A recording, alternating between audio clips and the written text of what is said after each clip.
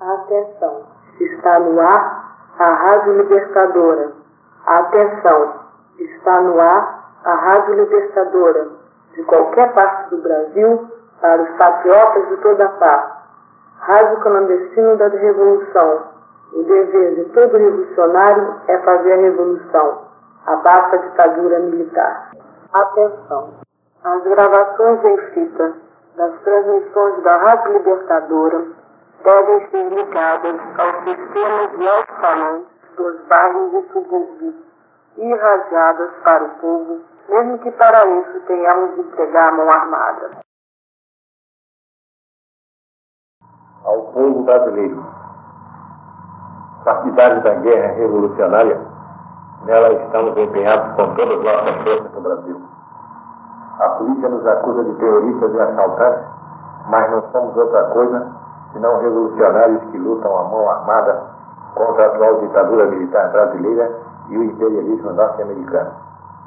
Nossos objetivos são os seguintes: derrubar a ditadura militar, anular todos os seus atos desde 1964, formar um governo revolucionário do povo, expulsar do país os norte-americanos, expropriar firmas, bens e propriedades deles e dos que com eles colaboram, expropriar os latifundiários, acabar com o latifúndio, transformar e melhorar as condições de vida dos operários, dos camponeses e das classes médias, extinguindo ao mesmo tempo e definitivamente a política de aumento dos impostos, dos preços e aluguéis. Acabar com a censura, instituir a liberdade de imprensa, de crítica e de organização, retirar o Brasil da condição de satélite da política externa dos Estados Unidos e colocá-lo no plano mundial como uma nação independente, reatando ao mesmo tempo relações diplomáticas com Cuba e todos os demais países socialistas. Para combater a ditadura militar e atingir os objetivos aqui expostos, não recebemos do estrangeiro nem armas nem recursos financeiros. As armas são obtidas mesmo no Brasil. São as armas capturadas dos quartéis e tomadas da polícia. Ou são aquelas que os militares revolucionários entregam à revolução, quando desertam das forças armadas da ditadura, como fizeram o capitão Lamarque e os valorosos sargentos, cabos e soldados que o acompanharam na retirada do quartel de Quitaúna. Esperamos que tais gestos continuem acontecendo para desespero e desmoralização dos gorilas e fortalecimento da revolução. Quanto ao dinheiro, é público e notório que os grupos revolucionários armados assaltam os bancos do país e expropriam os que enriqueceram, explorando de forma brutal o povo brasileiro.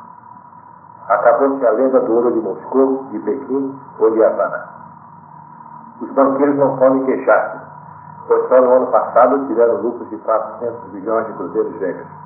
Enquanto isso, o bancário ganha salário mínimo ou tem que trabalhar 25 anos para receber o dobro desse miserável salário. O governo, de sua parte, nada pode dizer, uma vez que o ministro corrupto, como Andreatta, tem apartamento no valor de 1 bilhão de cruzeiros velhos e recebe comissões das firmas estrangeiras.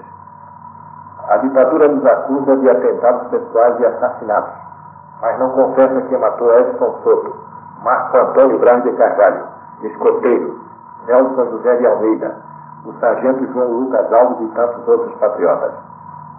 E não confessa que submete os presos aos suplícios do pau de arara, dos choques elétricos e outros que deixariam os nazistas envergonhados.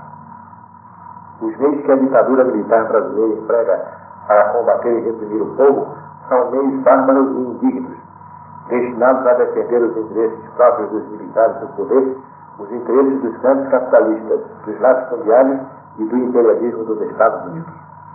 Ao contrário, os meios que os revolucionários estão utilizando para o combate à ditadura militar são legítimos e inspirados por sentimentos patrióticos. Nenhum homem honrado pode aceitar a vergonha e a monstruosidade do regime instituído pelos militares e suas forças armadas do Brasil. Responderemos olho por olho, dente por dente. A luta já começou. Com um ano de atividade dos grupos armados, conseguimos castigar o inimigo, que já lamenta seus mortos e, embora a contragosto, reconhece a existência da guerra revolucionária. Desde o início de sua atuação até agora, os grupos armados expropriaram os banqueiros nacionais e estrangeiros e as firmas seguradoras do capital dos bancos, conturbando a rede bancária brasileira. Expropriaram os grandes comerciantes, as firmas imperialistas, o governo federal e os governos estaduais. Entre as ações já praticadas pelos grupos armados, inclui-se a heróica Operação Guerrilheira, que libertou o sargento Antônio Prestes e os demais companheiros presos na penitenciária Lemos Brito, em pleno Rio de Janeiro. O justiçamento do capitão norte-americano Charles Chandler, que veio da guerra do Vietnã para fazer espionagem da CIA no Brasil. É outra prova de que os grupos revolucionários armados estão atentos na defesa da nossa soberania e na preservação dos interesses nacionais. As demonstrações realizadas no país contra Rockefeller, especialmente no Rio, São Paulo e Brasília, em que tiveram papel saliente os estudantes, testemunham por seu lado que os norte-americanos são repudiados no Brasil e só contam com o apoio da ditadura militar brasileira. Mas esta é uma ditadura cuja política de traição nacional se tornou por demais conhecida para ser encoberta ou camuflada pelos gorilas. A guerra revolucionária que estamos fazendo é uma guerra prolongada, que exige a participação de todos. É uma luta feroz contra o imperialismo norte-americano e contra a ditadura militar brasileira, que funciona como agência dos Estados Unidos dentro de nossa pátria. É a continuação da luta heróica de Che Guevara, iniciada na Bolívia. É uma luta profunda, visando a transformação da sociedade brasileira. Nossa luta de libertação do povo não tem pressa nem tem prazos. Não é uma quartelada, um golpe militar ou uma farsa para substituir uns pelos outros os homens do poder, deixando intacta a estrutura de classes da sociedade brasileira. Eis porque todos os grupos armados revolucionários que estão lutando devem prosseguir com a guerrilha urbana, como temos feito sistematicamente até aqui, assaltando bancos, atacando quartéis, expropriando, intensificando o terrorismo de esquerda, justiçando, sequestrando, praticando em larga escala a sabotagem para tornar desastrosas as circunstâncias em que o governo tem de agir. Devemos atacar por todos os lados, com muitos grupos armados diferentes, de pequenos efetivos, compartimentados uns dos outros e mesmo sem elos de ligação, a fim de dispersar as forças do governo na perseguição. Devemos aumentar gradativamente os distúrbios da guerrilha urbana, numa sequência interminável de ações imprevisíveis, e de tal modo que as tropas do governo não possam deixar a área urbana sem risco de desguarnecer as cidades.